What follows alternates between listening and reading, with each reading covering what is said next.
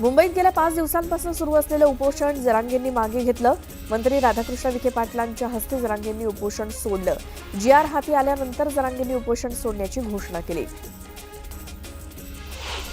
उपोषण सोडल्यानंतर आंदोलक मनोज जरांगेंना अश्रू अनावर झाले. सरकारचा GR स्वीकारल्यानंतर त्यांनी उपोषण सोडलं. मराठा आंदोलकांच्या मागण्या मान्य झाल्यानंतर शासन निर्णयाचा GR मराठा उपसमितीचे अध्यक्ष राधाकृष्ण विखे पाटील यांनी जरांगेंकडे सुपूर्द केला. मनोज जरांगे पाटलांनी उपोषण सोडल्यानंतर राधाकृष्ण विखे पाटलांनी आंदोलकांना मिठाईचं वाटप केलं. 5 दिवसांच्या उपोषणानंतर अखेर जरांगेंनी उपोषण सोडल्यानंतर विखेंनी व्यासपीठावरील आंदोलकांना मिठाई वाटली. मनोज जरांगेंच्या 8 पैकी 6 मागण्या सरकारनं मान्य केल्या आहेत. हैदराबाद गॅझेट अंमलबजावणीसाठी शासन निर्णय, आंदोलनातील मृतांच्या वारसांना आर्थिक मदत, आंदोलनातील मृतांच्या वारसांना शासकीय नोकरी आणि मराठा आंदोलकांवरच्या केसेस मागे आणि प्रलंबित जात पडताळणीला मान्यता देण्यात आली आहे.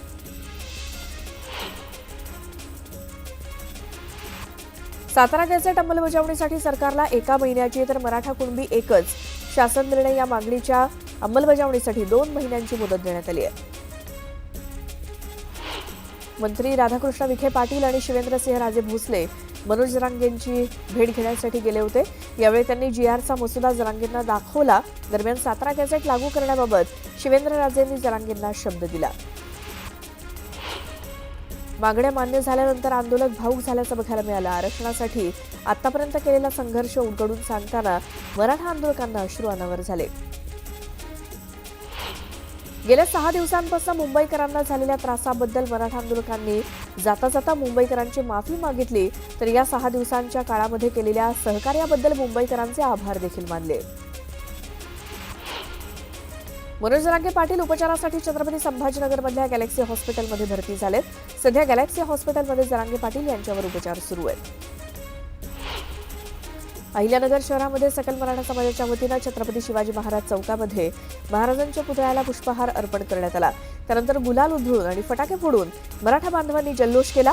यावेळी 1 मराठा लाख मराठा, छत्रपती शिवाजी महाराज की जय अशा घोषणा देत परिसर दणाणून सोडला.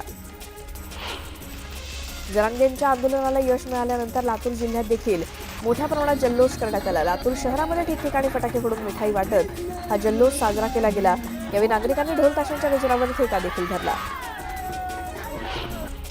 मराठा समाजासाठी आरक्षणाचा प्रथम लढा उभारणारे माथाडी कामगार नेते दिवंगत अण्णासाहेब पाटील यांचे पुत्र माजी आमदार नरेंद्र पाटील यांच्या नवी मुंबईतल्या निवासस्थानी मुख्यमंत्री फडणवीसांनी भेट दिली. गणेशोत्सवाच्या पार्श्वभूमीवर त्यांनी प्रथम गणरायाचे दर्शन घेत आशीर्वाद घेतले. यावेळी मुख्यमंत्री फडणवीसांनी अण्णासाहेब पाटील यांच्या कुटुंबियांची विचारपूस केली. गणरायाचा विसर्जन सोहळा मोठ्या थाटामाटात पार पडला. प्रदूषण टाळण्यासाठी प्रदूषण नियंत्रण मंडळाच्या माध्यमातून वर्सोवा आणि गोरेगाव इथे विसर्जनासाठी कृत्रिम तलावांची उभारणी करण्यात आली होती.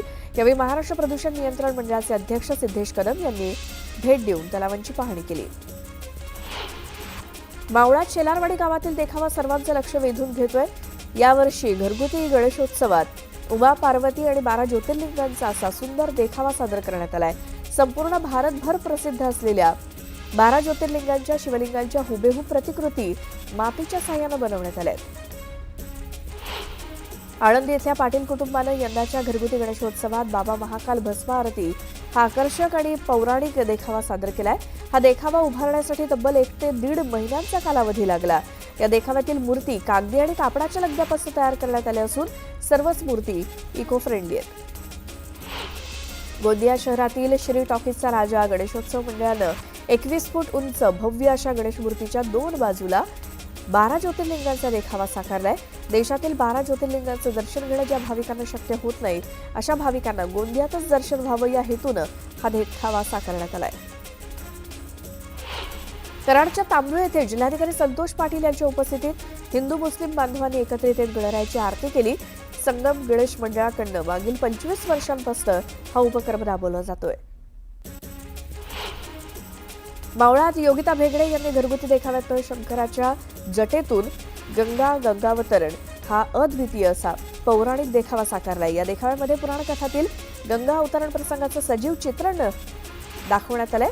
या देखाव्यासाठी कापूस, कार्डशीट, पेपर, पांढरं कापड, साधे पुठ्ठे आणि गवत यासारख्या पर्यावरणपूरक साहित्याचा वापर केला गेलाय. आणखी अशाच काही आपण बातम्या बघूयात मात्र एका छोट्याशा ब्रेकनंतर.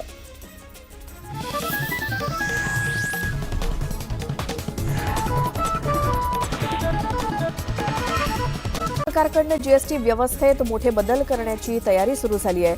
सरकार आपला महत्वाकांक्षी जीएसटी सुधारणा आराखडा पुढे नेताना इलेक्ट्रिकल वाहनांसोबतच दैनंदिन वापराच्या वस्तूंवरचा कर कमी करण्याचा विचार असून केवळ 5% कर लावण्याचा प्रस्ताव ठेवणार आहे.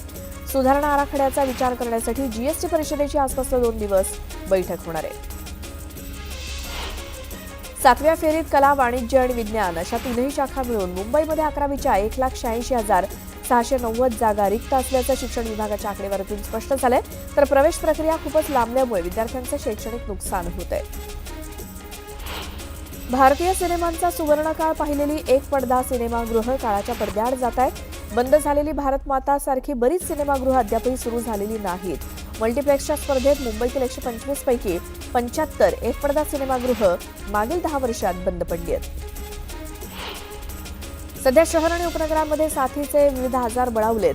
त्यामध्ये गॅस्ट्रोच्या रुग्णांची संख्या सर्वाधिक आहे. गॅस्ट्रोचे एकूण 5,774 रुग्ण, मलेरियाचे 5,706, डेंग्यूचे 2,319, तर चिकुनगुनियाच्या आजाराचे 485 आणि लेप्टोस्पायरोसिसचे 471, हिपॅटायटिस ए आणि ईचे 810 आणि कोविडचे 1,111 रुग्ण नोंदवले गेलेत. यंदाचे भाद्रपद पौर्णिमेचं खग्रास चंद्रग्रहण खगोलप्रेमींसाठी एक खास पर्वणी घेऊन येत आहे. येत्या रविवारी म्हणजे 7 सप्टेंबर रोजी होणारं हे चंद्रग्रहण संपूर्ण भारतातून दिसणार आहे. भारतीयांना अद्भुत लाल असा चंद्र बघण्याची संधी मिळणार आहे. जागतिक पातळीवर लावलेल्या अस्थिरता आणि अमेरिकेनं टेरिफमुळे आलेली अनिश्चितता आणि रुपयातील घसरण यामुळे गुंतवणूकदार सुरक्षित पर्याय म्हणून सोनं चांदीकडे वळलेत. मागील वर्षभरात सोन्यामधनं 34% आणि चांदीतून 40% परतावा मिळतोय. पुणे जिल्ह्यातील 14 नगर परिषदांसाठी 282 आणि 3 नगरपंचायतींसाठी 136 हरकती प्राप्त झाल्या आहेत. जिल्हाधिकारी जितेंद्र डुडी बुधवार आणि गुरुवारी त्यावरती सुनावणी घेणार आहेत. सुनावणीची ही प्रक्रिया जिल्हाधिकारी कार्यालयात सकाळी 10 ते संध्याकाळी 5 या कालावधीत होणार आहे.